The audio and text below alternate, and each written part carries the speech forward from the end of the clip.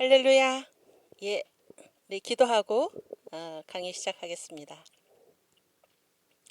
하나님 아버지 감사합니다. 주님께서 저희들을 사랑하시고 우리 대한민국을 사랑하시고 주님께서 저희들을 더 나은 부활을 위하여 단련시키시고 하나님께서 원하시는 모습으로 저희들을 빚어가심을 믿습니다. 또한 우리 자유 대한민국을 주께서 주님 오실 길을 예비하는 제2의 선민으로 세우셨고 또 그 길을 예비하는 주님의 거룩한 백성답게 다듬어 가시는 줄 믿습니다. 주님, 저희들을 불쌍히 여기시고 이 자유 대한민국을 하루속히 구원하여 주시며 이 나라에 하나님 제2의 건국이 속히 올 수 있도록 주께서 인도하여 주시옵소서. 오랫동안 기도하고 기다려온 윤석열 대통령께서 마침내 감옥에서 나오게 하신 우리 주님의 은혜를 찬양합니다. 이번 주에 헌재에서 있을 예정인 대통령 탄핵 심판에도 주님께서 기적의 손을 더하여 주셔서 모든 일이 바로 잡히며 탄핵이 기각되게 하여 주시고 우리 대통령이 속히 자기의 자리로 돌아갈 수 있도록 주께서 큰 구원을 베풀어 주시기를 간절히 원하옵나이다. 주님께서 이번 대통령의 계엄 선포로 인해서 속속히 드러내신 이 땅의 모든 반국가 세력, 하나님을 대적하고 공산주의 유물론을 따르는 모든 악한 세력들의 실체를 우리로 하여금 목도하게 하셨사오니 주께서 주신 이 귀한 기회에 이 나라를 대적하고 주님을 대적하는 모든 악한 마귀 사탄의 세력들을 이 땅에서 몰아내고 이 나라를 주님께서 세우신 그 모습대로 기독교 입국론, 자유민주주의, 자유시장경제 한미동맹의 내 기둥위에 든든히 세워서 예수한국 복음통일 이루고 선교한국의 사명으로 나아가는 저희들 되도록 주의 역사하여 주시옵소서. 주님, 정광 목사님을 주께서 붙들어 주시고 날마다 성령 충만하게 하여 주시며 강건하게 하여 주시고 목사님을 음해하고 괴롭히는 모든 고소 고발건이 다 취하되게 하여 주시고 하나님께서 목사님에게 주신 그 시대적 사명을 잘 감당하시도록 주님께서 날마다 힘주시며 목사님과 함께 일하는 모든 권속들을 붙들어 주시고 성령의 지혜를 허락하여 주셔서 성령의 하나 되게 하시는 띠로 저희가 단단히 묶이게 하여 주시고 저희들 몸과 마음과 모든 것을 다하여 우리 주님께서 저희들에게 명령하신 그 사명의 길을 따라 달려나갈 수 있도록 주님 인도하여 주시옵소서. 강의를 시작하는 처음 시간이 오니 마치는 시간까지 우리 주의 성령께서 함께 하시며 지혜를 주시고 주님의 귀한 뜻을 알아가는 복된 시간 되도록 역사하여 주시옵소서. 감사하며 예수님의 이름으로 기도하옵나이다. 아멘. 네, 우리 사도신경으로 신앙 고백하겠습니다. 전능하사 천지를 만드신 하나님 아버지를 내가 믿사오며 그 외아들 우리 주 예수 그리스도를 믿사오니 이는 성령으로 잉태하사 동정녀 마리아에게 나시고 본디오 빌라도에게 고난을 받으사 십자가에 못 박혀 죽으시고 장사한 지 사흘 만에 죽은 자 가운데서 다시 살아나시며 하늘에 오르사 전능하신 하나님 우편에 앉아 계시다가 저리로서 산자와 죽은 자를 심판하러 오시리라. 성령을 믿사오며 거룩한 공회와 성도가 서로 교통하는 것과 죄를 사하여 주시는 것과 몸이 다시 사는 것과 영원히 사는 것을 믿사옵나이다. 아멘. 네, 여러분 우리가 그 지난 3월 3일에는 대체 공휴일로 휴강을 했고 3월 1일 집회에 잘 참석을 하시고 또 3월 8일 날 우리가 다 광화문 이승만 광장에 모여서 국민 저항권으로 우리가 다 모여서 하나님께 감사를 드리고 또 거기에 그 자리에 나오신 여러분들 주님께서 기뻐하시는 자리에 있은 줄 압니다. 감사를 드리고 우리 여기 청교도 신학원에서 공부하시는 분들은 한 분도 빠짐없이 물론 이제 해외에 계신 분들도 많이 계시지만은 국내에 계신 분들은 다 참석하셨으리라고 생각을 합니다. 네, 대통령께서 그날 우리가 집회하는 그 시각에 서울구치소에서 나오시고 또 관저로 이렇게 가시게 되어서 정말로 하나님께 감사드리고 이 모든 일에 이 역사에서 저는 뭐 역사를 공부하고 또 우리 여기 함께 이 강의에 들어와 계신 모든 분들도 다 마찬가지죠. 우리는 역사에서는 하나님의 허락이 없이는 어떤 일도 일어나지 않는다라는 것을 잘 알고 있습니다. 그렇죠? 하나님께서 만물을 붙들고 계시고 모든 것을 주님께서 주장하시고 통치하신다. 이걸 다 우리가 알고 있습니다. 이 모든 일을 통해서 이 모든 과정을 통해서 주님께서 원하시는 그 일을 이루어 가실 것입니다. 우리 눈에 어떠한 모습으로 전개되더라도 선하신 하나님께서 반드시 우리에게 가장 좋은, 왜냐하면 하나님 우리를 사랑하시니까 주를 믿는 주의 백성에게 가장 좋은 길로 주님께서 인도하심을 믿습니다. 아멘. 네, 이모라님 어제 저를 만나고 인사를 하셨다고. 네, 반갑습니다. 예, 오늘 우리 초실절 1강 조금 하다가 그 끝부분 조금 남겼는데 오늘 거기서부터 계속 공부를 하겠습니다. 네, 오늘 파워포인트. 네, 찬송을 우리가 먼저 부를까요? 그 초실절 찬송은 이제 대표적인 찬송은 다시 사신 구세주죠. 그리고 이제 주 하나님 독생자 예수, 이거는 전체 7대 명절 전체 주제곡이죠. 전체 주제곡. 우리 다시 사신 구세주 151장 찬양하겠습니다.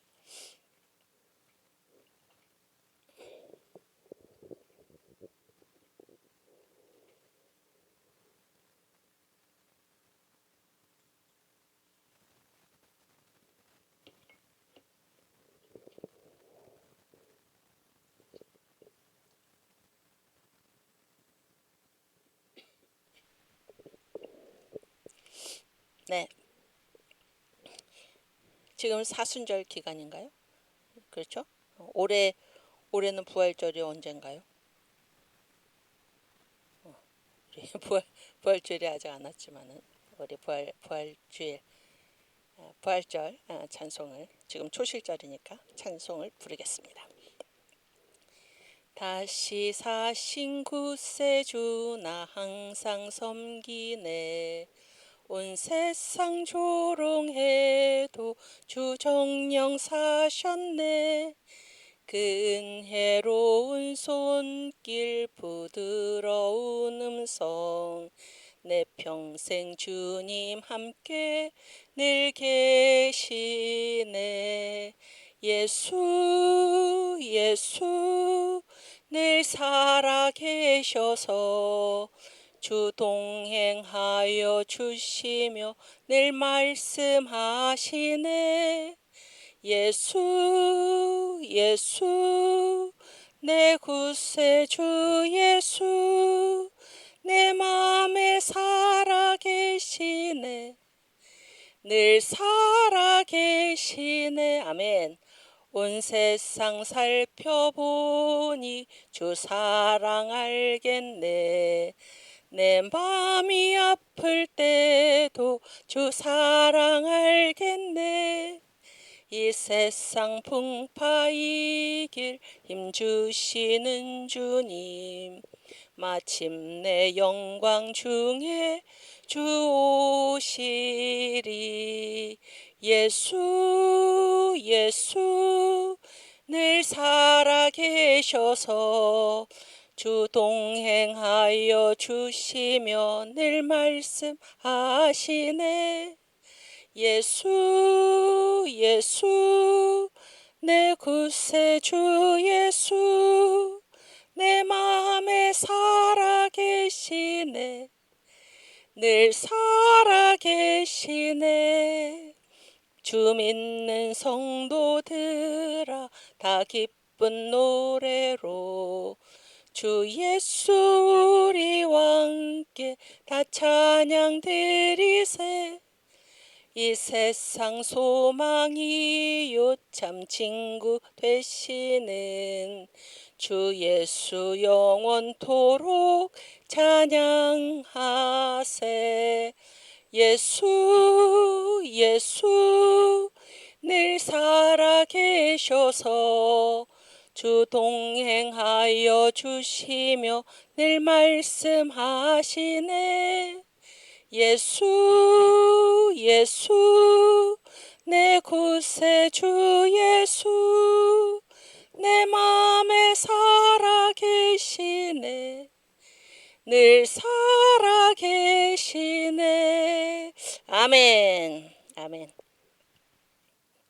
4월 셋째 주일이 부활주일이네요. 오케이. 네, 감사합니다. 초실절. 초실절은 초실이 무슨 뜻이죠? 초실? 첫 열매. 누구의? 예수님. 무슨 첫 열매입니까? 부활의 첫 열매죠. 부활의 첫 열매. 오케이. 그다음. 네. 오늘 그 초실절 하기 전에 우리 윤석열 대통령, 이 나라가 이대로 북한에 넘어가는 그런 걸 꼴이라고 그러죠. 꼴을 볼 수가 없다. 그래서 자기 한 몸을 던져가지고 이 나라를 구해내신 구국 영웅입니다. 구국 영웅 윤석열 대통령. 윤 대통령의 계엄 선포가 아니었으면은 우리 국민들이 지금과 같이 깨어날 수도 없고, 윤 대통령의 헌신으로 인해서 많은 사람들이 지금 우리나라가 완전히 망하고 있구나라는 이 사실을, 그 실체를 알게 되고 확인하게 되고, 그래서 지금 대통령과 힘을 합쳐서 이 나라를 살리는 이 일에 다 나선 것입니다. 물론 거기에는 7년 전부터 그리고 수십 년 전부터 이 나라를 예수한국 복음 통일을 위해서, 복음 통일의 길로 달려가는 그 일을 위해서 헌신해 오신 우리 정광 목사님이 계셨습니다. 그래서 목사님의 그 오랜 헌신, 그 수고가 이번에 윤석열 대통령의 이 계엄 선포로 인해서 목사님께서 그동안 하셨던 그 말씀들, 숱한 말씀들, 그리고 선지자로서의 그 하나님으로부터 받은 말씀, 그 예언들, 그런 것들이 이제 사람들에게 각인이 되어서 정말로 그렇구나, 정말로 우리나라가 이렇게 망국의 지경까지 왔구나라는 것이 이제 낱낱이 드러나게 된 것입니다. 저는 오늘 그 아침에 가정 예배를 드리면서 사무엘하 24장, 그 하루에 3장씩 성경을 읽는데 주일은 5장을 읽고, 그러면은 1년에 한 번 읽을 수 있어요, 성경을. 사무엘하 24장을 오늘 이제 읽었는데, 거기에 보니까 이제 다윗이 인구조사 하다가 하나님한테 이제 그 인구조사 하나님을 좀 거역한 거죠. 교만한 거죠. 그래가지고 이제 벌을 받잖아요. 벌을 받는데, 그래서 이제 하나님께 제사를 드려서 하나님께 하나님의 긍휼을 구하는 그런 내용인데, 거기에 보면은 그 아라우나라는 사람이 있어. 아라우나의 타작마당에 이제 다윗이 갔어요. 하나님께 그 번제를 드리기 위해서 그 장소하고, 그 다음에 그 번제 쓸 나무하고 뭐 이런 것들을 이제 구하기 위해서 갔는데, 아라우나가 이제 왕이 그렇게 하려는 것을 알고 자기가 이거 다 갖다 쓰십시오. 수레를 패가지고 뭐 이 마당에서 또 양을 잡아다가 번제를 드리십시오. 그랬더니 왕이 뭐라고 했나? 다윗 왕이 나는 결코 값 없이는 하나님께 번제를 드리지 않겠다. 그래서 은 50세겔을 내 가지고 그 마당도 사고 다 사가지고 이제 하나님께 제사를 드리는 것입니다. 우리 광화문 모든 애국 성도들, 우리 정강 목사님은, 그래서 우리가 그 애국 운동하다가 어떤 어떤 고난을 겪을 수 있잖아요. 겪었고 여러분도 뭐 수도 없이 겪었으리라고 생각을 하고, 저도 듣지 않아도 될 말을 듣고 오해도 사고 막 이런 그 별로 개의치 않는 것은, 그리고 그런 일을 겪어도 괜찮은 것은 우리가 목사님보다 더 힘들었겠나 그런 생각을 합니다. 목사님보다 더 힘들었겠나. 비교할 수가 없죠. 비교할 수가 없어요. 그래서 이 헌신에는 값이 있습니다. 헌신의 값이 있어요. 헌신의 값. 헌신의 값. 그래서 헌신, 주님께 우리가 주님을 사랑하고 주님을 위해서 살고 이런 것은 그냥 말로만 하는 게 아니고, 그 사랑하고 주님을 위해서 살고 하는 것에는 다 값이 있습니다. 값이. 우리가 시간을 들이고 정성을 들이고 핍박도 받고 그래도 괜찮은 거예요. 왜? 주님이 기뻐하시는 일이기 때문에. 헌신에는 내가 치르는 값이 있다 그러는 게 값이. 이 다윗이 나는 그 남의 것으로 내가 하나님께 제사 드리지 않겠다. 내가 직접 사가지고 헌신의 값을 지불해서 하나님께 제사 드리겠다 그런 건데, 이 제가 이제 이 글을 언제 썼냐면은 1월 달에 썼어요. 1월 달에 그 이제 그 어디 모임에다 제가 권도원으로 이 내용을 썼는데, 이승만 대통령 생각을 많이 했고, 이승만 대통령, 그리고 이제 윤석열 대통령도 결국 자기 한 몸을 던져서 이 나라를 구한 게 아닌가 그런 생각을 했습니다. 제가 이제 비상계엄 선포하시고 그 다음 주 강의에서 제가 이 한국의 아사셀이라는 말을 아마 했던 것 같은데, 그 한글 파일 한번 띄워주세요.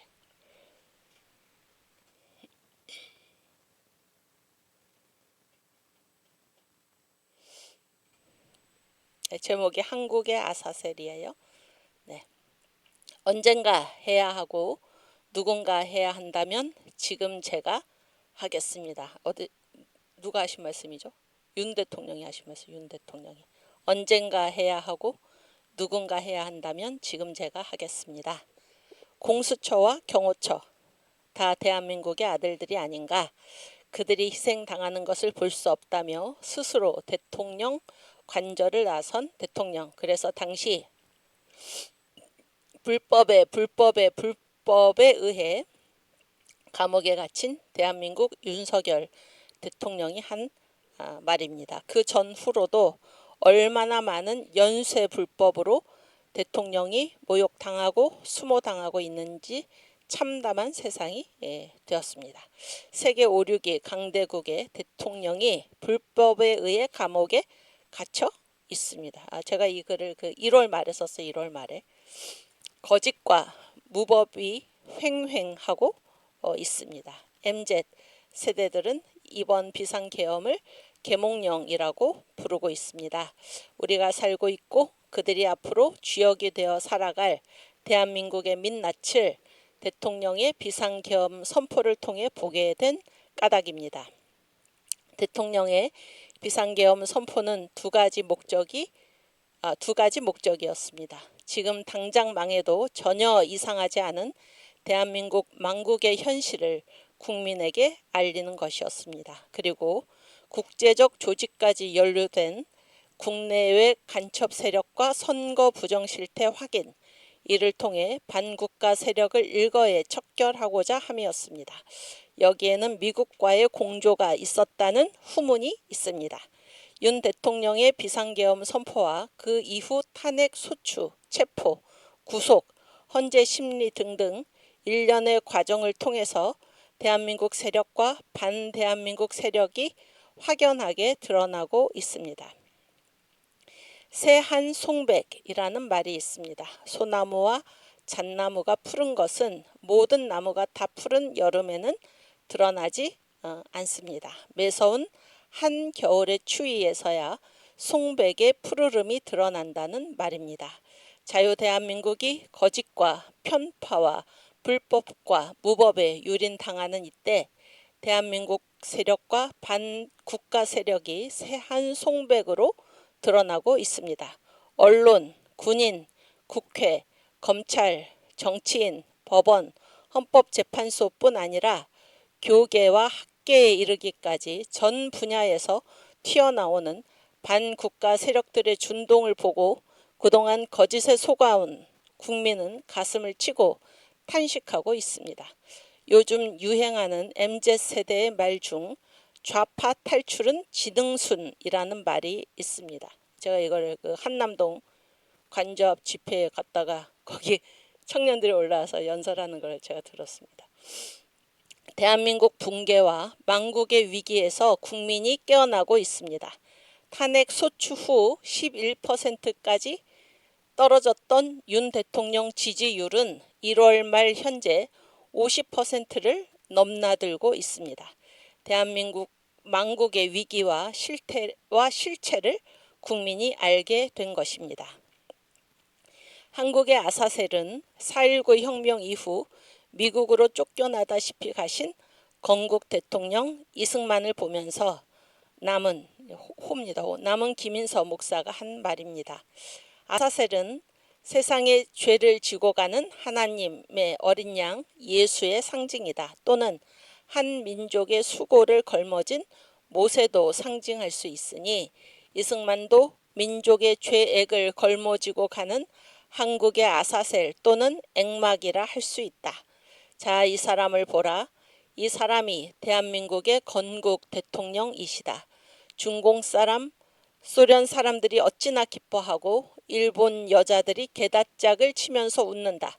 동아일보 사상계 XXXX 양계의 사람들, 이때도 언론이 문제였어요. 얼마나 만족하신가. 전 세계인은 20세기에서 볼 수 없는 구경거리를 보시려거든 대한민국 건국 대통령을 보시라. 김인서는 망명노인 이승만 박사를 변호함이라는 책을 썼습니다. 4.19 직후에 이 책을 썼지만 1963년에야 출판할 수 있었습니다. 그리고 김인서 목사는 1964년 그 다음 해에 소천합니다. 그런데 이승만 대통령은 죽어서야 시신으로 고국에 돌아올 수 있었습니다. 1965년 국부 이승만은 이 땅에 돌아왔습니다. 구국 영웅 윤석열 대통령은 언제일까? 언제 돌아오실까? 3월 8일에 풀려나셨고 세상에 우리나라 대통령이 52일 동안에 감옥에 억울하게 갇혀 있다가 불법에 의해 갇혀 있다가 3월 8일에 풀려나셨고 탄핵 사개 탄핵이 사개 탄핵 지금 이제 탄핵 재판 이번 주 금요일에 탄핵 재판이 꼭 이루어지기를 기도하고 반드시 기각되기를 간절히 기도하고 있습니다. 여러분도 다 그러시죠? 여러분도 또 오늘 오후 1시부터 헌재 앞에서 금요일까지 금요일 1시까지 철야 헌법재판소 앞 철야 뭐죠? 그 다음에 제목이 철야 국민된 탄핵 반대 집회 여러분도 다 많이 참여하시고 옷 단단히 입으시고 밤샘으로 우리가 이제 대통령을 반드시 대통령직으로 복귀하실 수 있도록 우리가 힘을 합해야 할 것입니다. 이승만 대통령이 하신 말씀을 제가 여러분에게 해드리고 이제 강의를 시작을 할 터인데 이승만 대통령께서 이제 독립정신이죠. 독립정신에서 이 독립정신은 이제 언제 썼냐면은 1904년에 썼죠. 4년 6월에 그러니까 감옥에서 5년 7개월 감옥 생활을 하셨는데 거기에서 나오시기 직전에 이제 탈고를 하신 것인데 독립정신에 우리가 이제 독립을 이루기 위해서는 언제까지 싸워야 되나 그런 말씀하셨어. 언제까지 싸워야 되냐면 죽을 때까지 싸워라 그러니까 죽을 때까지 그렇게 말씀을 하셨어요. 죽을 때까지 싸워야 된다. 그때 이승만 대통령은 뭐 29살의 청년이었어요. 29살에. 죽을 때까지 싸워야 된다. 그게 무슨 말이야? 끝까지 싸워라. 그런 얘기죠. 끝까지 싸워라. 그런데 사람들이 핑계를 대면서 안 싸운다 그런 얘기예요. 끝까지 싸워야 되는데 어떤 핑계를 대나? 첫 번째는 내가 생명을 내걸고 싸웠는데, 응? 내가 생명을 내걸고 싸웠는데 내가 싸우는 것을 사람들이 몰라줄까봐. 여러분, 여러분이나 저나 혹은 이 애국 운동에 참여하신 분들 중에서 사람들이 알아주라고 싸우는 사람이 있나요? 뭐 있을 수 있겠죠. 있을 수 있는데 우리가 하나님 앞에서 살아가는 것은 어떤 자세로 살아가는 것입니까? 사람들 눈에 들려고 살아가는 것이 아니죠. 하나님 앞에 우리가 서 있다라는 것은 하나님이 기뻐하시는 일이기 때문에 사람은 몰라줘도 나는 괜찮아. 그런 찬송 복음성가도 있잖아요. 그런데 많은 사람들이 우리가 독립을 이루기 위해서, 독립을 확실히 이루기 위해서, 물론 그때 우리나라는 망하지는 않았어. 망하지는 않았지만은 이 나라 이대로 가다 망한다 그런 얘기예요. 그래서 우리가 독립 정신을 가지고 이 나라의 독립을 확고하게 해야 되는데 언제까지 그렇게 해야 되나? 죽을 때까지 우리는 독립을 위해서 살아야 된다 그런 얘기예요. 싸워야 된다. 근데 많은 사람들이 핑계를 대면서 싸우지 않는다 그런 거예요. 그중에 첫 번째 핑계가 뭔가, 내가 생명을 걸고 싸우는데 사람들이 그런 나를 몰라줄까 봐 나는 하지 못하겠다 이런 사람이 있다 그런 얘기예요. 핑계죠. 다 몰라줄까 봐. 두 번째는 뭐예요? 두 번째는 나 혼자 싸우는데 내 뒤를 따르는 자가 없을까 봐.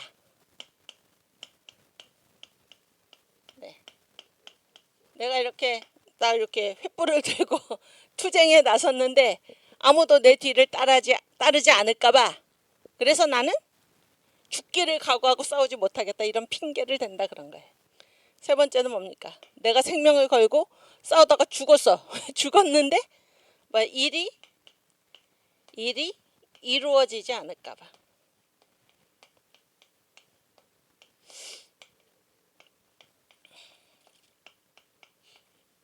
이게 이제 이승만 대통령께서 그때 당시에 우리는 죽을 때까지 싸워야 되는데 사람들이 이런 핑계를 대면서 싸움에 나서지 않는다 그런 게, 다른 사람들이 나를 알아주지 않을까 봐, 몰라줄까 봐, 또 나는 열심히 싸우는데 내 뒤를 따르는 사람이 없을까 봐, 또 싸우다가 죽었는데도 일이 안 이루어질까 봐 나는 싸우지 않겠다, 이러한 사람들이 있는데 이승만 대통령이 얘기를 하시죠.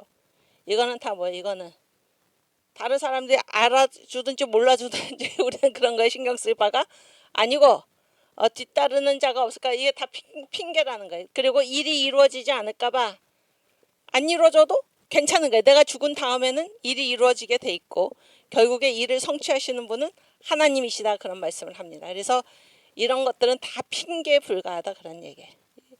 이런 말들을 들으면서 우리 가운데 혹은 우리 주변에 이러한 것들을 내세우면서 나는 이 나라 살리는 일에 나서지 않겠노라 그런 사람이 혹시 있는지 우리가 생각을 해야 할 것입니다. 그래서 이 땅에서 우리의 삶이라는 것을 우리가 지금 초실절하고 있는데 이 땅에서의 모든 일은 이게 중간 목표예요. 중간 목표. 우리는 뭐를 위해서 사냐면은 오늘 두 번째 강의가 최후의 초실절인데 최후의 부활의 상태가 다 다르죠. 부활의 영광이 다 다르죠. 그래서 영광스러운 부활, 그거를 위해서 우리가 사는 것입니다. 그래서 이 땅에서 내가 이거 하다가 죽을까 봐, 나를 다른 사람들이 알아주지 못할까 봐, 나만 죽고 일은 안 이루어질까 봐, 내가 열심히 싸우는데 뒤따르는 자가 없을까 봐, 그거는 이 땅에서의 목표에 우리가 연연할 필요가 없다라는 것입니다. 없고 우리의 최후 목표는 무엇인가? 최후의 초실절, 최후의 부활, 이것이 가장 마지막 상태이고 이것이 최종 승리입니다. 최종 승리. 이것을 위해서 우리가 나아가는 것입니다. 그래서 네, 오늘 강의로 들어가겠습니다.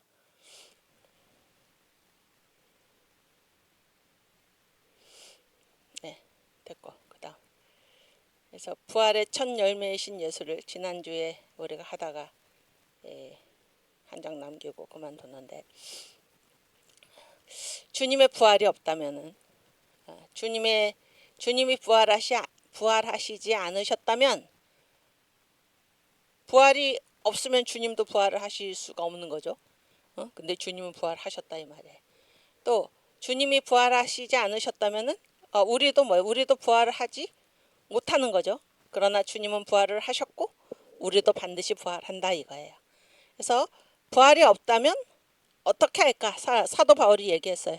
만약에 당신들이 말하는 대로 부활이 없다고 한다면 나는 이대로 살지 않겠다는 거야. 나는 이렇게 내가 뭐 에베소에서 사람으로서는 할 수 없는 맹수와 싸우고 그런 일을 나는 결코 하지 않는다, 그런 얘기. 부활이 없다면 다른 사람들처럼 나도 어떻게 한다. 내일 죽으리니 먹고 마시자, 이러면서 삶이 이 세상에서 끝나는 일이라면은 우리는 이런 태도를 가질 수 있지만은, 그러나 그렇지 않다는 거야. 부활은 반드시 있기 때문에 부활이 없다고 하는 사람처럼 내일 죽으리니 먹고 마시자 할 수 없다는 것입니다. 우리 이 본문을 한번 찾아볼까요? 고린도전서 15장 12절.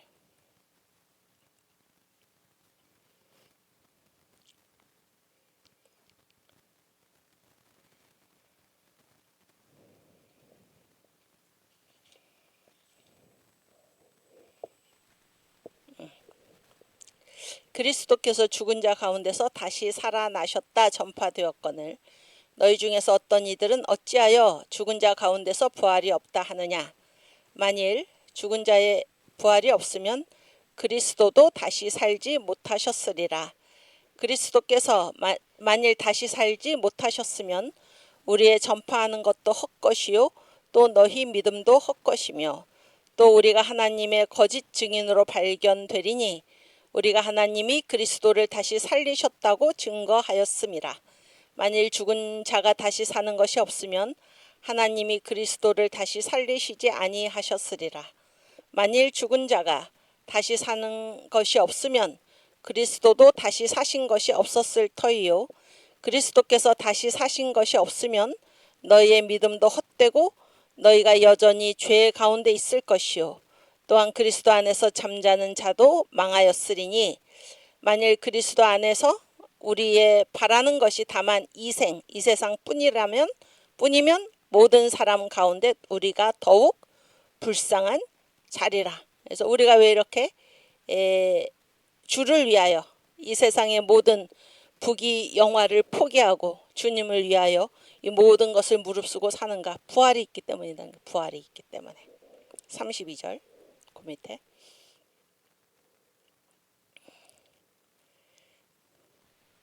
내가 범인처럼 보통 사람처럼 에베소에서 맹수로 더불어 싸웠으면 내게 무슨 유익이 있느뇨? 죽은 자가 다시 살지 못할 것이면 내일 죽을 터이니 먹고 마시자 하리라. 내가 에베소에서 맹수로 더불어 싸운 것은 주의 복음을 위하여 그렇게 한 것인데, 그렇게 싸운 이유가 뭐예요? 부활이 있기 때문에. 부활이 있기 때문에. 영광스러운 부활이 있기 때문에. 만약에 죽은 자가 다시 살지 못한다면, 만약에 부활이 없다면 나도 어떻게 살겠나? 내일 죽을 거니까 먹고 마시자. 그러니까 이 세상이 이 세상으로 끝난다면은 내 마음대로 살겠다, 그런 얘기예요. 내 마음대로 살겠다. 그러나 나는 왜 맹수로 더불어 싸우면서 이렇게 살아가는가? 부활이 있기 때문에. 부활이. 주님처럼 우리도 반드시 부활할 것이기 때문이다, 그런 얘기죠. 그런데 이 사도 바울이 이 얘기를 한 얘기, 내일 죽을 터이니 먹고 마시자 하리라, 이 말씀이 어디에도 나오냐면 구약에서도 그런 백성이 있었다는 게 이사야 22장 13절.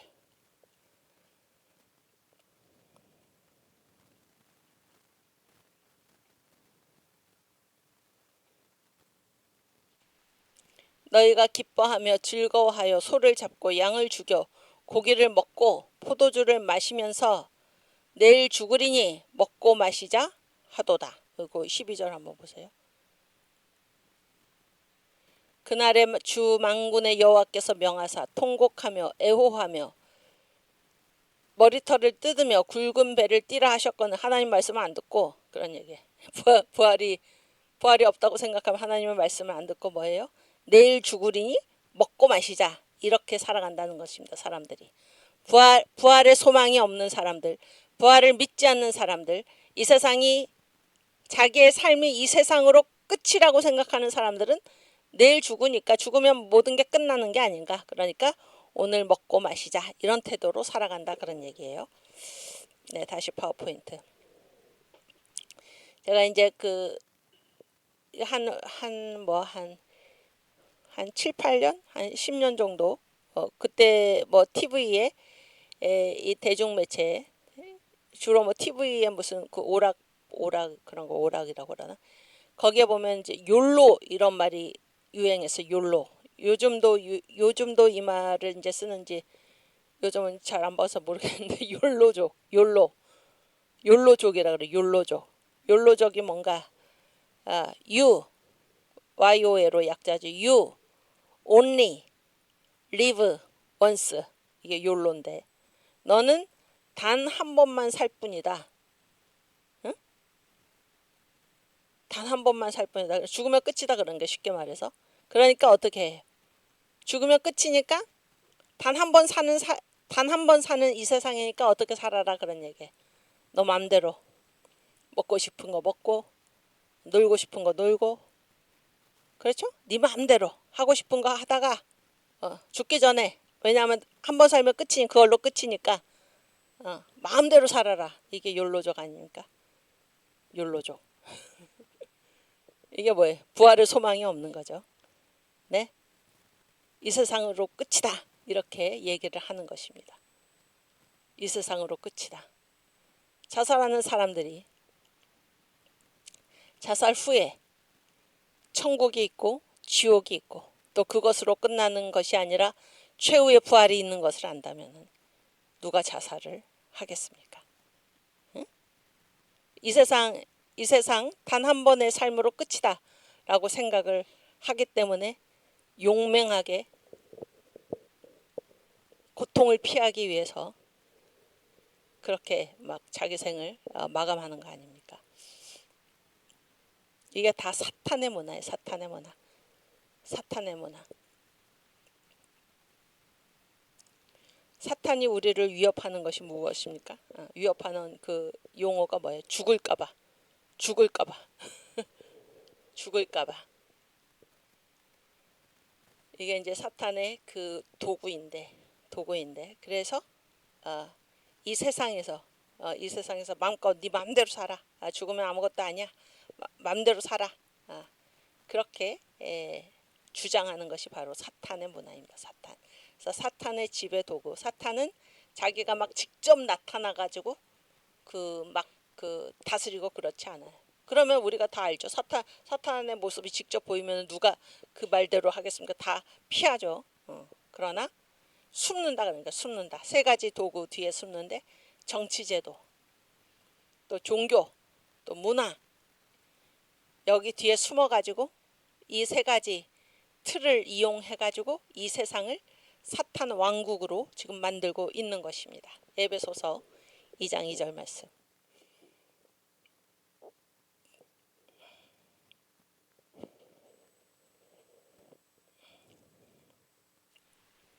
그때 너희가 그 가운데서 행하여 이 세상 풍속을 줬고, 이 풍속이 뭐예요? 문화지 문화. 풍속을 줬고 공중의 권세 잡은 자를 따랐으니. 그래서 이 세상 문화를 따라서 살아가는 게 누구를 따라서 살아가는 겁니까? 공중의 권세 잡은 자. 공중의 권세 잡은 자가 누군가요? 사탄이죠. 사탄. 사탄을 따라서 산 거예요. 예수 믿기 전에는. 그런데 이 세상 풍속을 쫓는 그 일이 사탄을 따라서 사는 일이라고는 아무도 생각하지 못하는 거죠. 내 마음대로 산다고 생각을 하는 거지. 또 공중의 권세 잡은 자를 따랐으니 곧 지금 불순종의 아들들은 쉽게 말하면 예수 안 믿는 사람이에요. 그러니까 예수 안 믿는 사람을 불순종의 아들들, 또 성경의 다른 본문에 보면 예수 믿는 사람을 순종의 아들들 이렇게 표현을 합니다. 그 말을 우리가 잘 생각해야 되는데, 그러니까 예수를 믿고 안 믿고는 무엇이 다른가? 예수님께 순종하느냐 예수님에게 불순종하느냐 그 차이예요. 그 차이. 예수님께 불순종하면 누구에게 순종하는 것입니까? 여기 나오잖아요. 지금 사탄을 따르는 거예요. 사탄을 따르는 거예요. 곧 지금 불순종의 아들들 가운데서 역사하는 영이라. 그래서 예수 안 믿는 사람들 가운데는 누가 어떤 영이 역사하고 있습니까? 사탄이 역사하고 있어요. 예수를 믿는 사람들, 순종의 아들들 가운데는 누가 역사하고 있습니까? 예수의 영, 성령이 역사하고 있는 것입니다. 그래서 이 세상에는 딱 두 종류의 사람밖에 없어요. 사탄의 영에 속한 자, 사탄에게 속한 자, 아니면 예수의 영, 성령에게 속한 자, 예수에게 속한 자, 이 둘밖에 없다 그런 얘기예요. 둘밖에 없다. 그래서 사탄이 여기 보세요. 이 세상 풍속을 줬고, 그래서 사탄이 이 우리 만유회복에서 다 배웠잖아요. 지금은 뭐라 그래? 사탄 공화국이라고 그러지. 아담의 범죄 이후에, 타락 이후에 사탄 공화국이 됐다. 이 사탄 공화국에 하나님의 아들 예수가 오셔서, 그렇죠? 예수가 오셔서 예수를 믿는 자들, 예수의 십자가 대속의 은총을 구하는 자들, 십자가 보혈의 공로를 믿는 자들, 그 자들을 시민권을 이 사탄 공화국에서, 사탄 왕국에서 하나님 나라로 옮기신 것입니다. 옮기신 거예요. 그렇죠? 그래서 우리 예수 믿는 사람들은 지금 이 사탄 공화국 안에 있으면서도 우리는 하나님 나라로 지금 시민권이 옮겨진 것이죠. 그래서 우리는 하나님 나라에 속해서 살고 있는 것입니다. 얼마나 감사합니까?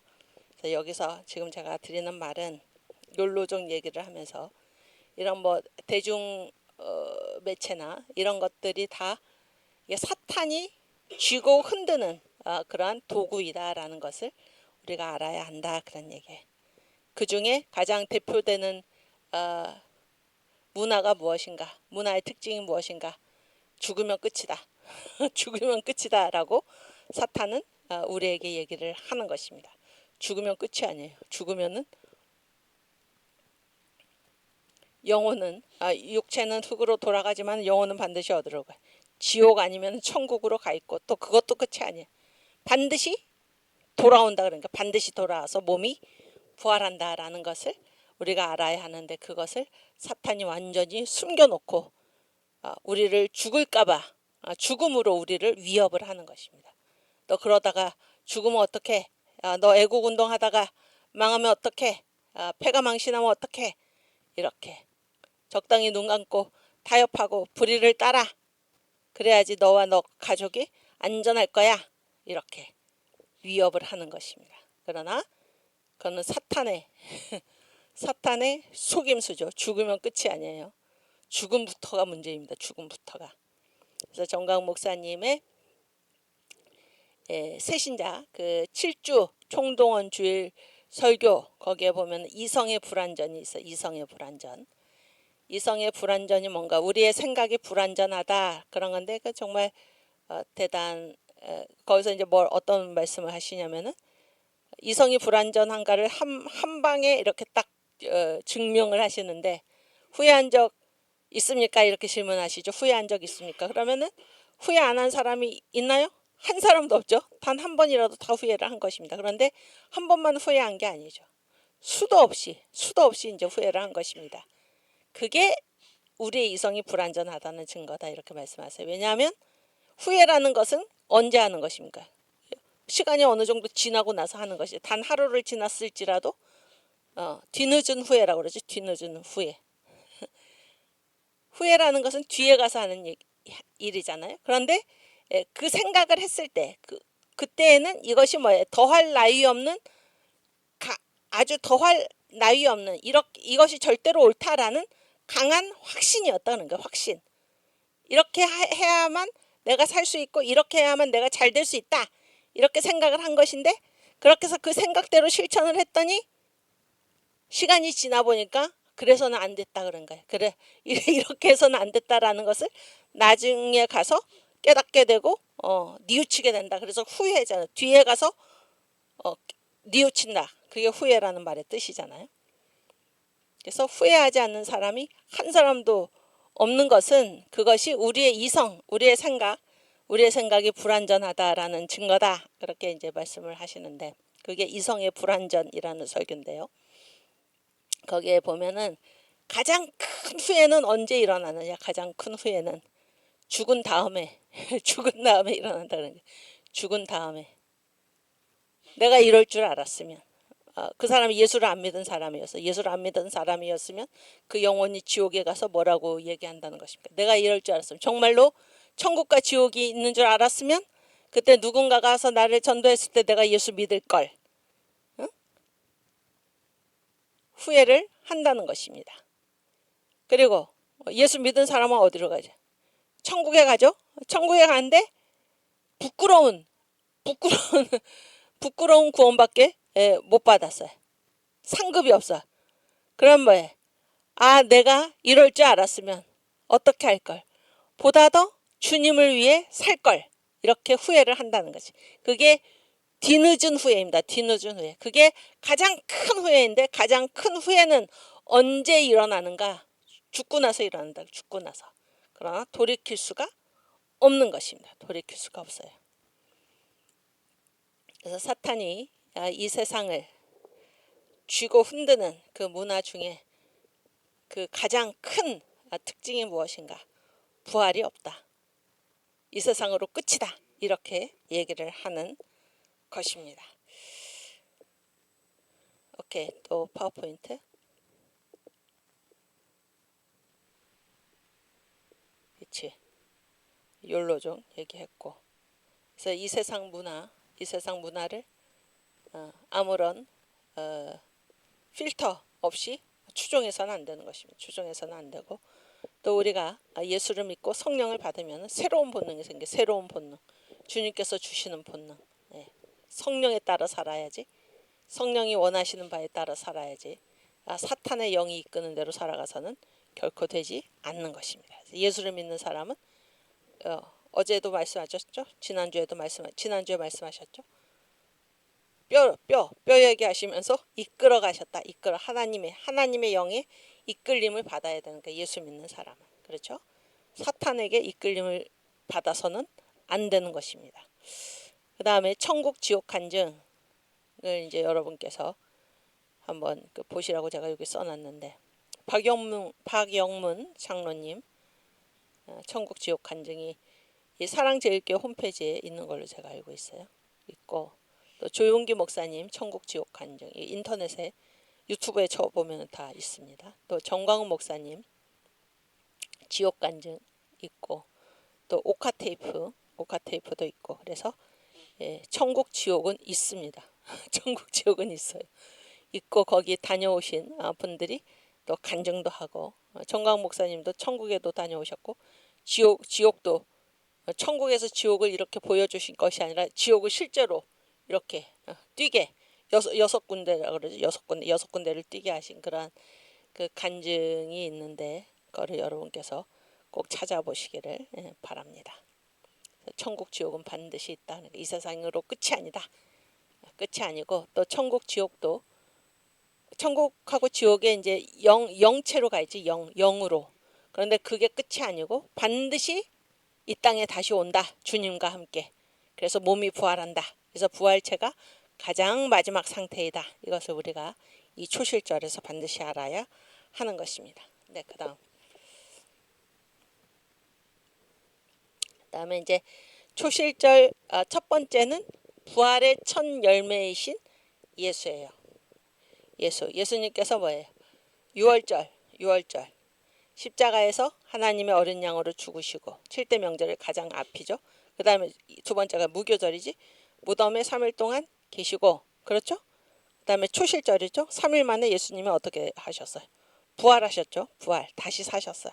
그래서 예수께서 잠자는 자들 가운데서 첫 열매, 부활의 첫 열매가 되셨도다. 이렇게 고린도전서에서 말씀하고 있죠. 그래서 예수께서 부활의 첫 열매이고, 첫 열매가 부활을 했으면 나머지 열매들도 어떻게 됩니까? 부활을 한다 그런 얘기예요. 그래서 예수를 부활의 첫 열매 이렇게 얘기를 합니다. 이제 초실절의 두 번째 주제는 무엇인가? 바로 최후의 초실절이에요. 최후의 초실절. 최후라는 것은 언제일까요? 최후가 언제인가요? 언제의 최후가? 역사의 마지막이지.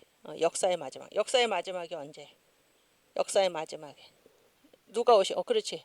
예수님이 재림하시면, 예수님이 이 세상에 다시 오실 때, 다시 오신 재림이지. 재림에 다시 오신다 그런 얘기잖아.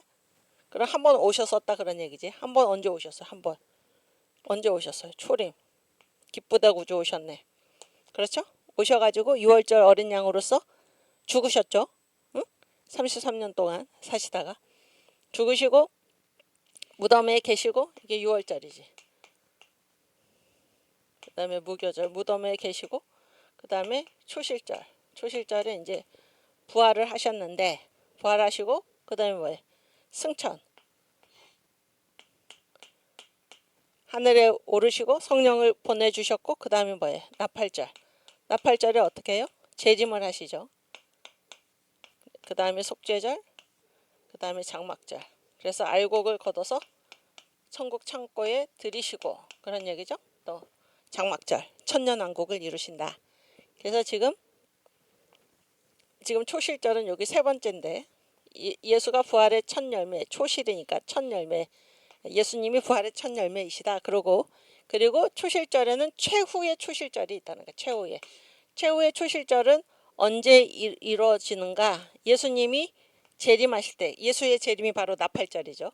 나팔절, 역사의 마지막입니다. 예수가 오시면 역사가 끝을 맺잖아요. 그래서 예수께서 다시 오실 때, 그게 최후인데, 그때 초실절, 예수님이 첫 열매로 부활하신 것처럼 최후에 우리들도 어떻게 한다? 부활을 한다 그런 얘기예요. 부활을 한다. 그래서 이제 이게 예수의 재림 때 일어나는 것이 최후의 초실절이에요. 예수의 부활 재림 때 최후의 초실절이 이루어진다. 그래서 초실절은 최후의 초실절은 뭐예요? 부활하는 거예요. 부활. 누가? 우리도 부활을 하는 거예요. 뭐가 부활을 하나요? 뭐가? 그래서 인간의 몸의 상태는 세 가지라고 그랬죠. 이 세상에 살 때는 뭘 가지고 살아요? 육체를 가지고 살고, 죽으면 어떻게 돼? 영과 육이 분리가 돼가지고, 영과 혼과 육이 분리가 되죠. 그래서 육은 뭐예요? 흙으로 돌아가고, 육은 썩어 없어지고, 그런 얘기예요. 그 다음에 혼은 풀어 없어지고, 영혼은 없어지지 않고, 영혼은 어디로 가나? 예수 믿었으면은 천국, 낙원, 아브라함의 품으로 가고, 그렇죠? 예수 안 믿었으면 어디로 가요? 음부, 지옥으로 가죠. 지옥, 음부. 지옥으로 갔다가 이제 예수께서 재림을 하셔요. 재림을 하시면은 다 이제 부활이 일어나요. 부활. 그래서 이 부활이 우리의 최종의 상태, 가장 마지막 상태면서 부활의 상태로 영원하다 그런 얘기예요. 영원하다. 그래서 아까도 말씀드렸듯이 독립을 위해서 죽을 때까지 싸워라, 그렇게 할 수 있는 이유가 이 육체의 상태가 끝이 아니기 때문이고, 그렇죠? 이 부활체, 독립을 위해서 죽을 때까지 싸우고 하나님이 기뻐하시는 일을 위해서 죽을 때까지 싸우면은 우리의 부활의 상급, 급이 달라져. 급이, 영광, 부활의 영광의 급이 달라져. 영광스러운 부활로 그 상태로 영원히 간다 그런 거예요. 그러니까 어디가 최후 승리입니까? 이 부활체가 그런 얘기예요 지금. 그렇지. 그래서 이제 이거 올려주시면은 예수의 재림 때 최후의 초실절이 이루어지는 것입니다. 다 몸이 부활한다 그런 얘기예요. 우리의 몸이 부활을 하는데, 부활의 순서가 있다 그랬죠. 부활의 순서 지난 시간에 했지만 가장 먼저 부활하는 것은 누구예요? 예수님이 이제 이 재림하실 때 이 천국에 있는 이 지옥에 있는 사람들은 예수 재림 때 부활하잖아요. 이 사람들은 그 천년왕국이 끝나고 그 다음에 이제 이 둘째 사망을 위해서 이 사람들이 부활을 하는 거죠. 지옥에 가 있는 자들은. 그런데 예수의 재림 때 부활하는 자들은 뭐예요? 천국에 있는 영혼들을 예수님이 다 데리고 오신다 그런 얘기예요. 그래서 예수 안에서 잠자는 자, 그러니까 예수의 재림 전에 죽은 자, 잠자는 자라고 표현해요. 성경에서는. 왜 잠자는 자라고 표현을 하나? 깰 때가 온다 그런 얘기예요. 깰 때가. 그러니까 이 죽음으로 끝이 아니고 반드시 다시 깨어난다 그런 얘기예요. 몸의 부활을 얘기하는 거죠. 잠자는 자들이 먼저 부활체, 몸이 부활을 하고 그런 얘기예요. 그 다음에 누가 부활을 해요? 그때까지 예수 재림 때까지 살아서 예수님을 믿는 자, 이 사람들이 공중으로 들려 올라가면서 그들의 몸이 변화돼서 부활의 몸이 된다. 이게 부활의 순서입니다. 아시겠죠? 예수님은 언제 부활체가 되셨나? 언제 되셨어요? 십자가에 죽으시고 3일 동안 무덤에 계시고 그 다음에 부활의 몸, 부활의 몸으로 주님, 그러니까 몸이 부활하신 거예요. 몸이, 영이 부활한 게 아니고 몸이. 그래서 잠자는 자들의 첫 열매가 되셨도다. 아시겠죠? 가장 먼저 그리스도가 부활을 하셨고 그런 얘기. 그 다음이 이 첫 열매, 그리고 예수의 재림 때 예수를 믿고 죽은 사람들이 먼저 부활을 하고 그때까지 살아있는 사람들이 그 다음에 부활을 한다. 부활체가 된다 그런 얘기예요. 이 부분을 우리가 이제 찾아봐야 되는데 고린도전서 15장 40절.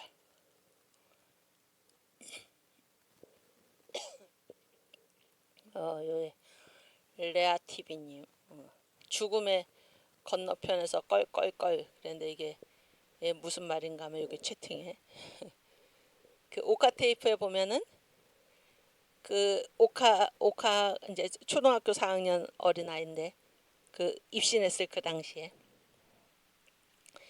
그 지옥을 이제 천사가 이렇게 보여주는데 거기에서 이제 소리가 들린다는 게 두 단어가 계속 이 지옥에 있는 사람들이 이 두 단어를 외치는 소리가 들리는데 하나는 뭐냐?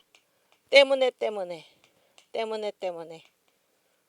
두 번째는 뭐냐? 껄껄 그런 거야. 껄껄. 이게 뭐예요? 이거는 뭐예요? 원망이죠. 원망. 탓을 하는 거야. 탓. 누구 때문에 내가 여기 왔다는 거야. 누구 때문에 내가 이 지옥에 와 있다. 그런 얘기고 껄껄은 뭐예요? 내가 여기 올 줄 알았으면 예수 잘 믿을 것. 이런 얘기죠. 내가 여기 지옥에 올 줄 알았으면 어떻게 할 거야. 후회의 소리. 이거는 뭐예요? 원망과 탓하는 소리.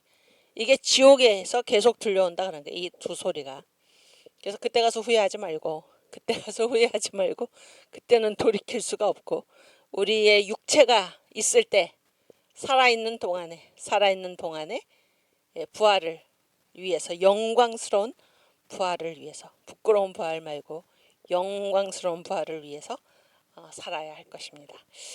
오케이. 고린도전서 15장 40절. 하늘에 속한 형체도 있고 땅에 속한 형체도 있으나 하늘에 속한 자의 영광이 따로 있고 땅에 속한 자의 영광이 따로 있으니 해의 영광도 다르며 달의 영광도 다르며 별의 영광도 다른데 별과 별의 영광이 다르도다.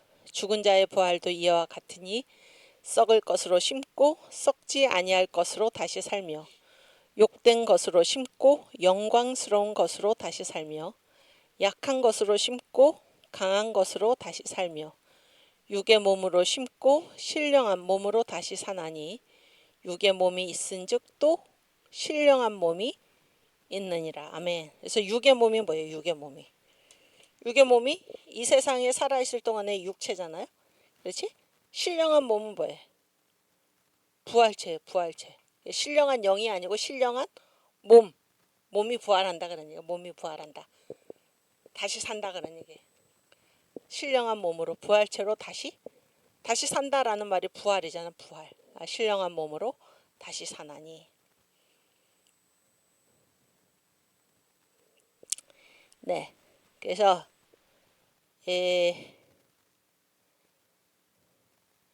그런데 이제 사도 바울은 이걸 어떻게 알게 됐냐 그런 얘기. 어떻게 알았을까요? 사도 바울이 어떻게 사람이 이 세상에 살 때는 육체로 살다가 그 다음에 죽어서 육은 흙으로 돌아가고 요즘은 화장토로 가고 영은 지옥으로 가거나 천국으로 가거나. 사도 바울이 이걸 어떻게 알았냐 그런 얘기예요. 또 예수님이 오실 때 다 예수님이 그 영혼을 데리고 와서 다 부활시키는 부활이 일어나는 이거를 어떻게 알게 됐나? 어떻게 알게 됐나? 어떻게 알게 됐나요? 응? 여러분 어떻게 알게 됐습니까? 하나님이 보여줬지. 하나님이 보여줬어. 하나님이 나한테 이걸 다 보여줬다. 그 말이 어디에 나옵니까? 고린도후서 12장에 나오죠. 고린도후서 12장 우리 찾아보겠습니다. 고린도후서 12장 1절.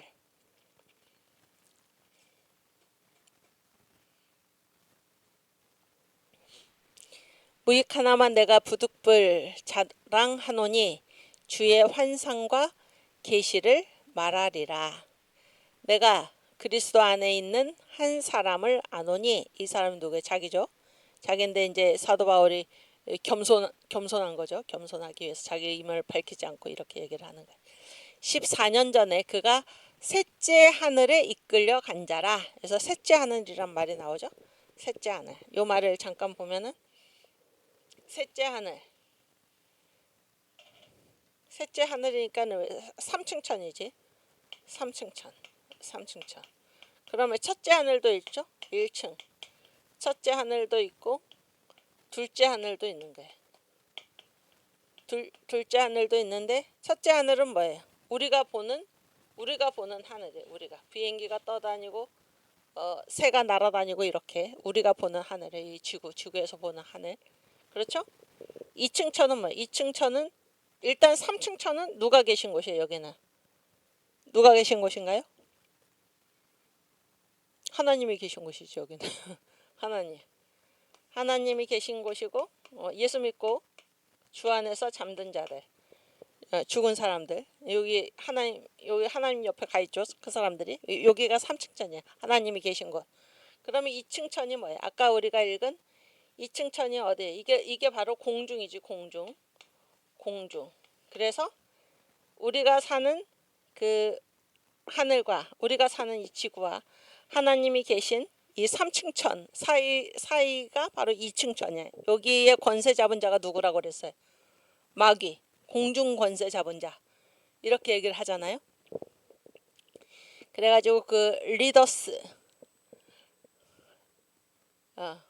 다이제스트에 보면은 그게 이제 세계에서 가장 많이 팔린 베스트셀러 그 책인데 거기에 이제 거기에 1년마다 꼭 특집으로 머리를 꼭 실는다는 거예요. 이 죽었다가 깨어난 사람들의 이야기 반드시 실는다 그런 거예요. 왜냐하면 사람들이 거기에 굉장히 관심이 많고 그래가지고 그걸 빠짐없이 계속 싣고 있는데 그러니까 다 조사를 하는 거예요. 세계에서 죽었다가 깨어난 사람들 자기 얘기나 혹은 주변에 누구 얘기나 다 보내시오. 그래서 그거를 다 또 사실 검증을 해가지고 이게 정말로 이 사람이 죽었다가 깨어난 거 맞나 이렇게 해서 다 검증을 해가지고 그 경험을 이제 실는데 그 사람들의 공통적인 증언이 뭐예요? 공통적인 죽었다가 다시 살아난 사람들의 공통적인 증언이 뭔가 하면은 자기가 죽었는데 어떤 긴 어둠의 터널을 통과해가지고 빛의 세계로 들어갔다 이런 말을 한다는 거예요. 그러면 이 긴 어둠의 터널이 뭐예요? 이것이 바로 이 하나님이 계신 3층 천과 우리가 있는 이 지구, 이 하늘 사이에 첫째 하늘과 셋째 하늘 사이에 있는 이 공중이에요. 공중. 2층 천. 공중. 사탄이 붙잡고 있는 영역이에요. 여기가 뭐예요? 긴 어둠의 터널을 통과했다 그래서 빛의 세계로 갔다 이렇게 증언을 하는 것이 공통적이다 그런 얘기예요. 다시 우리 고린도후서 여기 셋째 하늘이 바로 3층 하나님 계신 곳이에요. 내가 그리스도 안에 있는 한 사람을 아노니 14년 전에 그가 셋째 하늘에 이끌려 간 자라. 그가 몸 안에 있었는지 몸 밖에 있었는지 나는 모르거니와 하나님은 아시느니라. 입신이지 입신. 그 다음 내가 이런 사람을 아노니 그가 몸 안에 있었는지 몸 밖에 있었는지 나는 모르거니와 하나님은 아시느니라. 그가 낙원으로, 낙원이라고 표현이 됐죠. 셋째 아들 낙원으로 이끌려 가서 말할 수 없는 말을 들었으니 사람이 가히 이르지 못할 말이로다. 이게 이제 바울이 가가지고 본 거예요. 이 셋째 하늘에 가서 본 거예요. 그래서 제가 여기 이 책, 전 목사님 설교집, 이 책에 이걸 뭐라 그래? 이 타이틀이 뭐예요? 타이틀이 아니고 설명. 모세가 쓰고 바울이 해석한 성경이 드디어 열린다. 이게 이제 이 정강 목사님 설교 시리즈의 전체 타이틀과 같은 것인데, 모세가 쓰고 바울이 해석한 성경이 드디어 열린다. 그래서 왜 모세가 썼다고 그러나, 왜 바울이 해석했다고 그러나,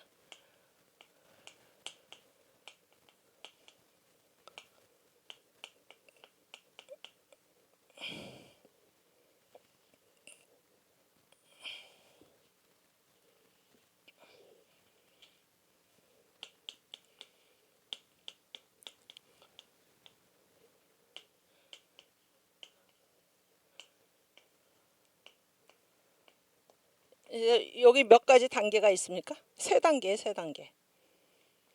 일단 모세가 썼어요. 모세가 썼어요. 모세가 어떻게 썼습니까? 자기가 막 성경을 막 이렇게 자기가 알아서 자기의 지식으로 쓴 게 아니에요. 모세도 보고 쓴 거예요. 보고. 어디에 가서 봤습니까? 시내산에 올라가서 본 것이죠.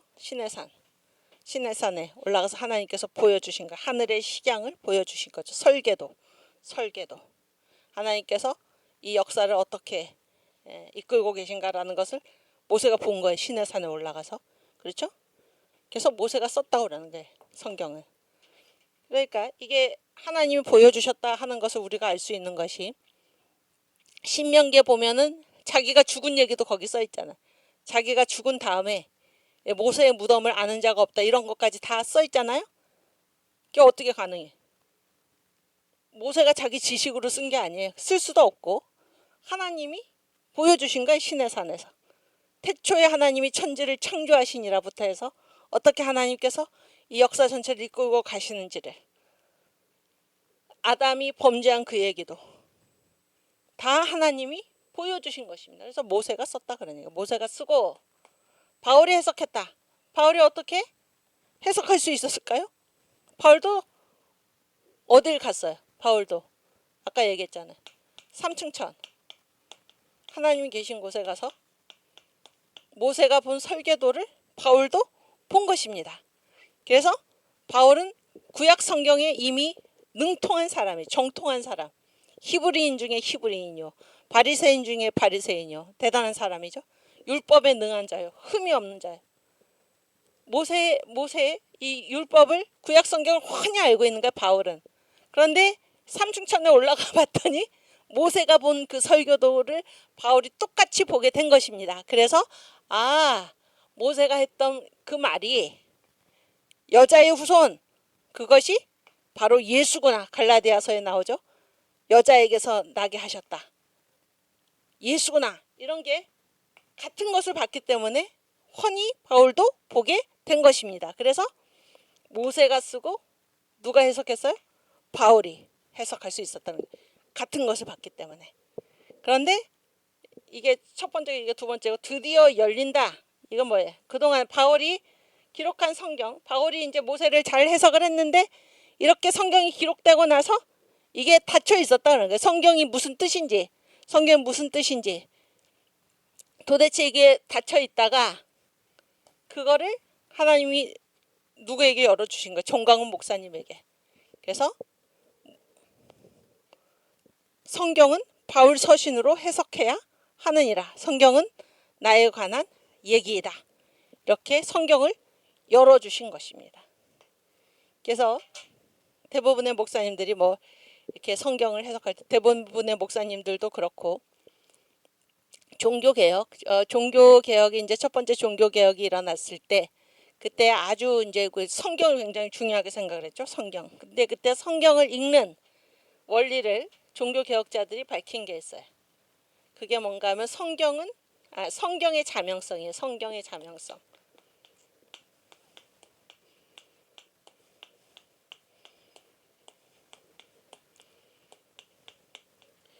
예, 자는 셀프 스스로, 그러니까 스스로.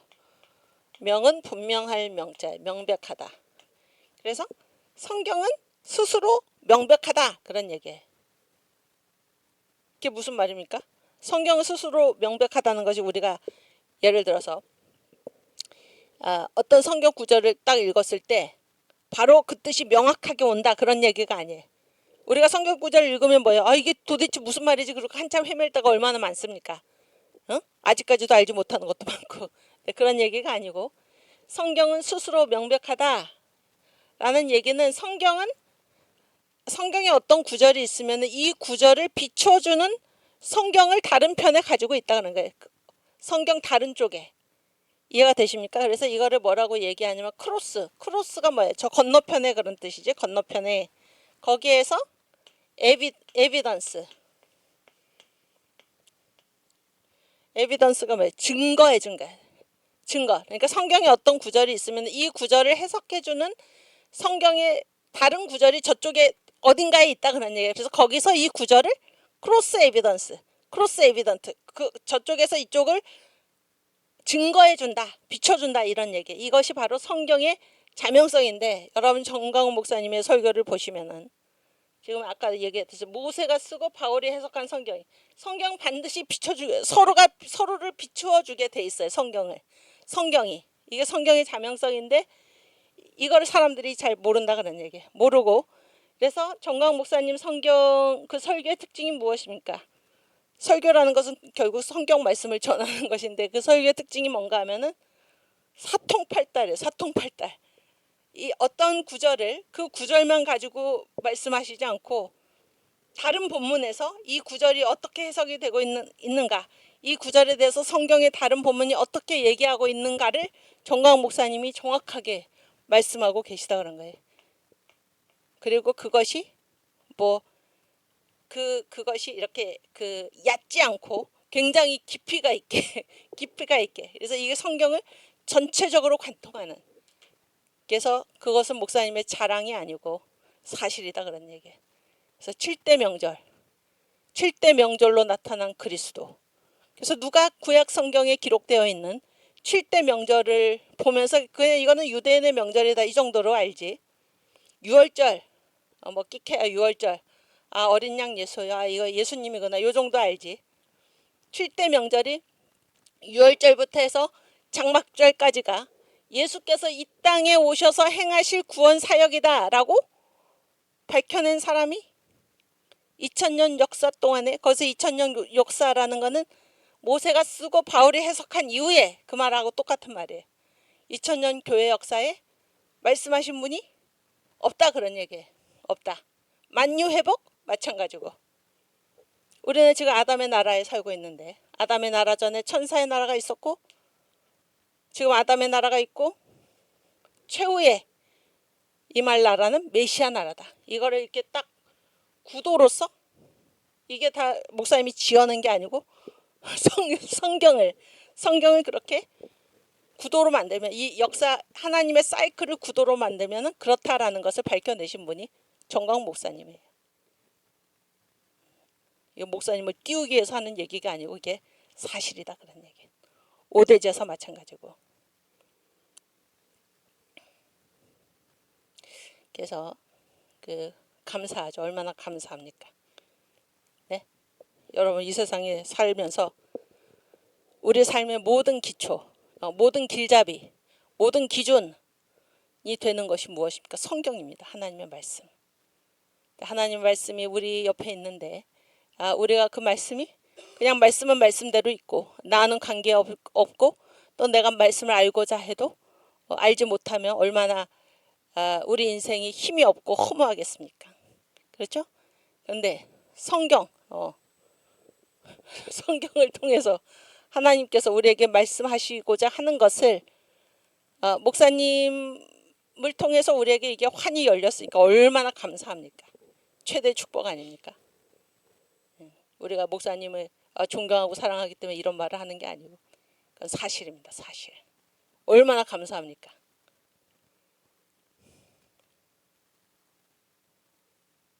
굉장한 복을 받았다 그런 생각이 들고, 하나님께서 이 시대에 우리에게 이러한 복을 주신 것은 우리 주님 오실 길을 예비하는 선교 한국의 사명을 우리 한국에게 주셨다 하는 그 사실입니다. 이때를 위해서 정광 목사님을 통해서 성경도 열어주시고, 그래서 우리가 세계 기독청을 세우면 이곳에 몰려오는 세계의 크리스찬들에게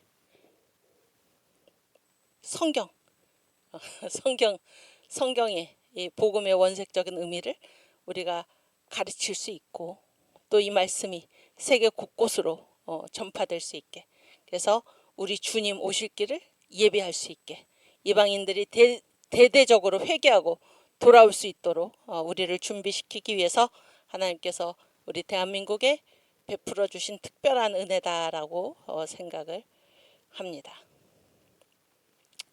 오케이. 그래서 이 지금 삼층천 얘기하다가, 그래서 바울이 어떻게 이 우리의 최후 상태가 부활인 줄 어떻게 알았나? 하늘에 가서 봤다 그러는 거예요. 모세가 본 거를 똑같이 봐서 하나님의 설계도 창조부터 천년왕국, 그리고 영원한 이제 새 하늘과 새 땅, 새 예루살렘까지 하나님의 설계도가 있는 것을 바울도 봤다 그런 얘기예요. 바울도 봤다.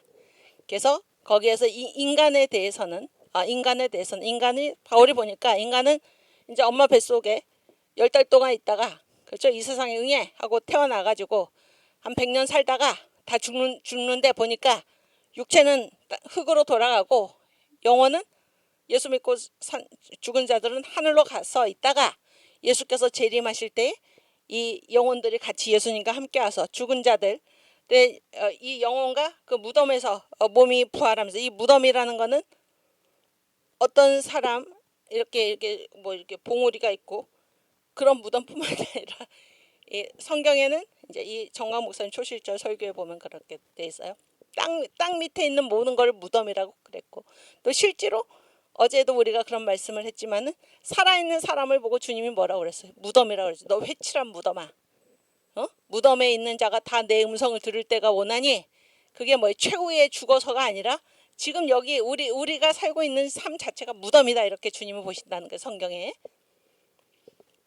그래서 이제 이 죽은 사람들이 몸이 일어나 가지고 이 영혼과 결합을 해서 부활의 몸이 되는 것을 본 거예요. 사도 바울이 삼층천에 가가지고 다 봤다 그런 얘기예요. 그래서 바울이 지금 이런 얘기를 할 수가 있다 그런 얘기예요. 바울이 지어낸 얘기가 아니고 보고 증거하는 거다. 그런 거, 보고 증거하는 거다. 그래서 인간의 몸은 처음에는 육체로 이 세상에 살다가, 그 다음에 영체 상태로 있다가, 그 다음에 최후의 부활을 하고, 그 부활이 영원히 간다. 이거를 지금 고린도전서 15장에 써놓은 거예요. 부활의 영광이 다 다르다, 이렇게. 육의 몸이 있은즉 신령한 몸도 있느니라, 이게 다 써놓은 거예요. 본 것을. 그 얘기입니다 지금. 오케이. 그래서 다시 보면 그 고린도전서 4절까지 다 읽었지. 고린도전서 15장 40절 다시 가서,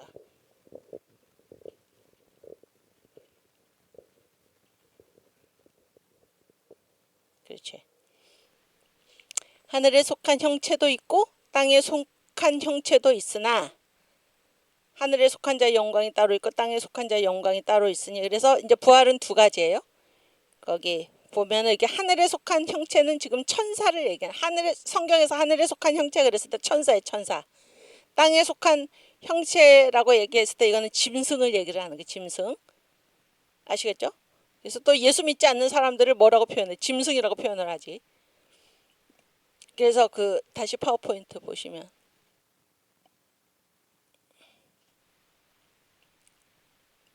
예수께서 재림하실 때 최후의 초실절이 이루어지는데, 두 번째는 부활의 영광이 다 다르다 그런 얘기예요. 그래서 두 가지 부활이 있어요.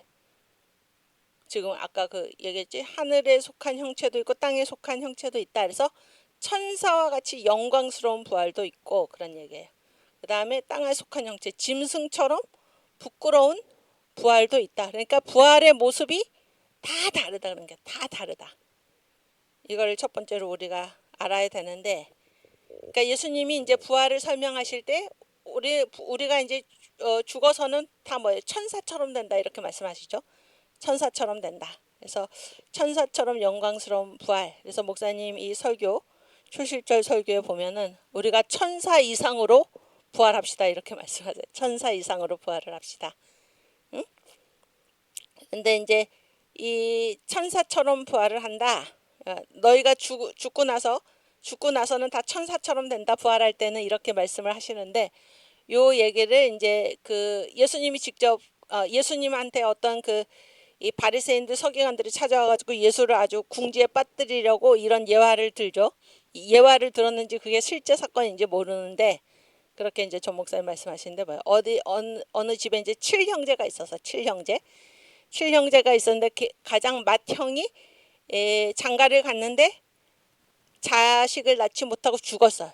그러니까 이스라엘은 어떻게 해야 돼? 이스라엘은 동생이 이어야지. 그걸 대를 잇는 결혼이라고 그러죠. 계대 결혼, 그 의무가 있는 거예요. 동생한테 형의 대를 이어줄 의무가 있는 거예요.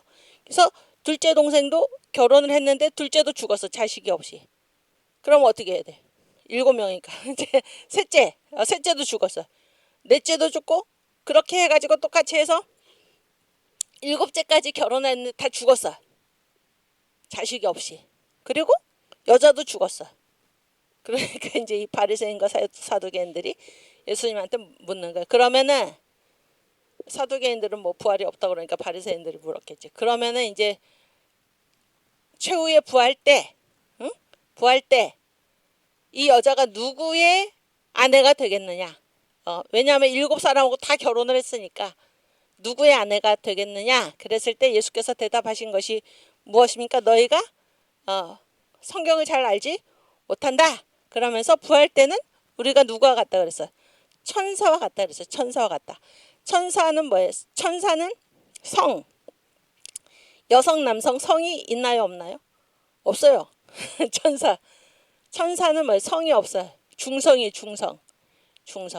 그래서 우리가 다 무엇입니까? 우리가 부활을 하면 우리가 다 예수님의 뭐가 되는가? 그리스도의 신부죠, 신부. 그러니까 천사와 같이 부활을 하는 거, 성이 없어요. 그런 얘기를 이제 하시는데, 그래서 천사처럼 영광스러운 부활, 짐승처럼 부끄러운 부활인데, 천사처럼 영광스러운 부활. 그래서 우리의 부활의 상태가 성경에 보면 아까 우리가 읽었죠. 고린도전서 15장 40절부터 44절까지. 거기에 무슨 부활이 있어요? 해의 부활도 있고 달의 부활도 있고 별의 부활도 있고 별과 별의 부활도 있다. 이거는 뭐예요? 이게 해의 모양으로 동그랗게 부활하는 게 아니고 그 영광이, 그 밝기가 뭐예요? 뭐가 가장 해, 달, 별과 별 중에서 뭐가 가장 밝습니까? 해의 영광이 가장 밝죠. 가장 영광스러운 부활을 해의 부활이라 그런다 그런 얘기예요. 그 2등이 뭐예요? 달의 부활이고, 그 밑에가 별의 부활이고, 별도 뭐 크기가 다 다르니까 그 다음에 별과 별의 부활이고, 그렇죠? 또 첫 번째 부활, 생명의 부활 중에 무슨 부활도 있어? 부끄러운 부활도 있어요. 이게 구원을 받기는 받았는데 아무런 상급이 없어요. 예수를 믿었기 때문에 구원은 받았어요. 예수를 믿으면 구원은 받죠. 절대로 지옥으로 안 보내시죠, 하나님이. 그렇지만 상급이 없어. 그래서 부끄러운 부활이에요. 부끄러운. 그래서 남들은 다 면류관을 쓰고 있고, 목사님 말씀하신 대로 그 천국에 간 사람들의, 목사님이 그건 또 직접 보셨다 그랬죠. 그 면류관의 그 이 뭐 보석들이 막 말을 한다고 그러죠. 나는 세상에 있을 때 어떤 착한 일을 해서 누구를 전도해서 내가 달리게 됐다, 막 이게 막 얘기를 한다고 그러잖아요. 그런 상급이 전혀 없는 거야, 이 사람은. 그냥 예수만 믿고 자기 멋대로 살다가 죽은 거예요. 그러면은 뭐 부끄러운 부활이에요, 이게. 생명의 부활이긴 부활이지만은. 그래서 부활의 영광이 다 다르다 그런 건데, 사도 바울이 어떻게 이걸 알고 이렇게 써놨나? 봤다 그런 거, 하늘에 가서 하늘에 가서 하나님의 설계도를 보고, 인간이 죽으면 어떻게 되나 다 봤다 그런 얘기예요. 그래서 지금 성경에 그렇게 기록을 해놓은 것이다 그런 얘기예요. 그래서 우리는 어떤 부활을 해야 되겠나? 해의 부활, 가장 영광스러운 부활. 사람이 사람이 누구나 다 죽잖아요. 누구나 다 죽죠. 다 죽는데 우리가 이 땅에서 죽는 게 지금 문제가 아니고 부활을 하는데 어떻게 부활을 할 것인가. 그래서 우리가 이 세상에 살 때 어떤 부활을 위해서 우리가 살 것인가. 어떻게 해야 돼? 가장 빛나는 해의 부활, 순교자의 부활이죠. 순교자의 부활. 해의 부활을 목표로 달려나가는 저와 여러분이 될 수 있기를 주님의 이름으로 축원합니다. 아멘. 그리고 이제 이 부끄러운 부활에 관해서 이제 정강 목사님의 표현, 아주 그 표현이 탁월하신데, 성경은 반드시 보강공사가 있다 이렇게 말씀하세요. 보강공사. 그래서 어떤 말씀을 하셨을 때는 이게 아까 말한 크로스 에비던스랑 같은 말이지. 어떤 말씀을 하셨을 때는 이거를 보강해 주는 구절이 또 있다 그런 얘기예요. 그래서 이 부끄러운 부활에 대해서 또 이렇게 영광스러운 부활에 대해서 다니엘서에 또 말씀하고 있다 그런 얘기인데, 다니엘서 12장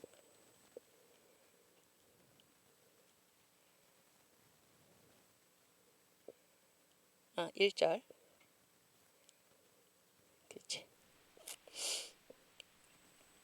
그때 내 민족을 호위하는 대군 미가엘, 하나님의 군대 장관이지, 미가엘이 일어날 것이요 또 환란이 있으리니 이는 개국 이래로 그때까지 없던 환란일 것이며, 그때 내 백성 중 무릇 책에 기록된 모든 자가 구원을 얻을 것이라. 생명책이겠죠. 생명책. 2절 보세요. 땅의 티끌 가운데서 자는 자 중에 많이 깨어, 그러니까 부활하는 거 이제 깨어 영생을 얻는 자도 있겠고, 그렇죠? 영광스러운 부활이지. 수욕을 받아서 무궁히 부끄러움을 입을 자도 있을 것이며, 이거 무슨 부활이야? 부끄러운 부활이지. 부끄러운 부활. 다니엘서도 이미 영광스러운 부활, 또 부끄러운 부활 이미 얘기를 하고 있다는 거예요. 성경에는 반드시 보강공사가 있다는 거예요. 그래서 어떤 사람은 막 면류관, 반짝반짝 빛나는 면류관을 쓰고 영광스럽게 부활하는 그런 사람이 있는가 하면은, 우리 목사님의 표현은 어떤 사람은 개털 모자도 못 쓴다는 거예요. 개털 모자도 못 쓰는 아주 부끄러운 벌거벗은 그런 모습으로 겨우 구원만 받는 사람이 있다 그런 얘기예요. 그래서 이 부끄러운 부활이 어떤 상태인가? 이 천국에 있기가 너무 부끄러운 거예요. 왜냐하면 자기의 모습이, 그 부활의 상태가.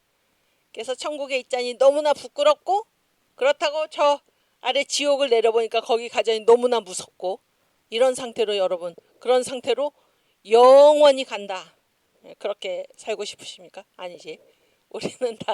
우리는 다 영광스러운 부활, 해의 부활에 도전하는, 왜냐하면 그 상태로 영원히 가기 때문에. 그래서 이 세상에 잠깐 사는 이 세상, 이 중간 목표에 모든 것을 내던지고 사는 가장 어리석은 자죠.